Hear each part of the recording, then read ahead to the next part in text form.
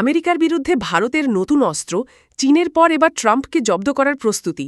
মার্কিন president Donald ট্রাম্পের ৫০% শুল্ক আরোপের সিদ্ধান্তের পর ভারতের বাজারে মার্কিন ব্র্যান্ডগুলির বিরুদ্ধে তীব্র অসন্তোষ তৈরি হয়েছে। একসময় চীনকে শিক্ষা দেবার পর ভারত এবার আমেরিকাকে জবাব দিতে প্রস্তুত হচ্ছে। আত্মনির্ভর ভারত অভিযানের অধীনে দেশীয় পণ্যগুলিকে উৎসাহিত করার জন্য প্রধানমন্ত্রী নরেন্দ্র মোদীর নেতৃত্বাধীন সরকারের প্রচেষ্টা চলছে এবং এর ফলে ভারতীয় বাজারে দেশীয় পণ্যের চাহিদা বাড়ছে। এই শুল্ক সিদ্ধান্তের পর দেশজুড়ে মেড ইন ইন্ডিয়া পণ্যের সমর্থনে একটি নতুন ঢেউ উঠেছে। সাধারণ মানুষ ও ব্যবসায়ীরা বিদেশি ব্র্যান্ড বর্জন করে দেশের পণ্যকে অগ্রাধিকার দেওয়ার কথা বলছেন। এই আন্দোলন সমাজ মাধ্যম থেকে শুরু করে রাস্তা পর্যন্ত ছড়িয়ে পড়েছে। আমেরিকার কাছে ভারত একটি বড় এবং গুরুত্বপূর্ণ বাজার। এখানকার মধ্যবিত্ত ও ধনী গ্রাহকরা দীর্ঘদিন ধরে আন্তর্জাতিক ব্র্যান্ডের প্রতি আগ্রহী। ম্যাকডোনাল্ডস, কোকাকোলা, অ্যামাজন, অ্যাপেলের মতো কোম্পানিগুলির জন্য ভারত একটি বিশাল বাজার। হোয়াটসঅ্যাপের সবচেয়ে বেশি ব্যবহারকারী এবং ডমিনোজের সবচেয়ে বেশি রেস্তোরাঁ ভারতে রয়েছে।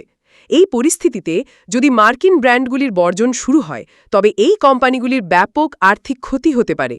মেড ইন ইন্ডিয়া আন্দোলনকে সমর্থন করে ওয়াও স্কিন সায়েন্সের সহ-প্রতিষ্ঠাতা মনীষ চৌধুরী কৃষক ও স্টার্টআপগুলিকে উৎসাহ দিয়ে বলেছেন যে এখন সময় এসেছে ভারতীয় ব্র্যান্ডকে বিশ্বজুড়ে পরিচিত করার।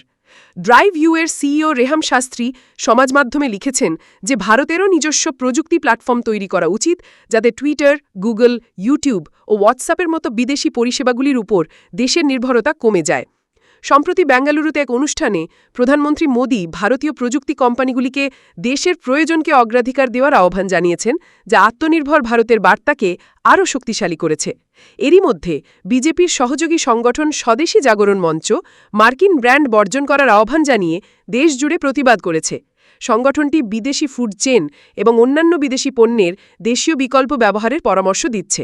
এর ফলে সাধারণ মানুষ এখন দেশীয় পণ্যের দিকে ঝুঁকছেন, যা দেশের অর্থনৈতিক আত্মনির্ভরতাকে আরও মজবুত করবে।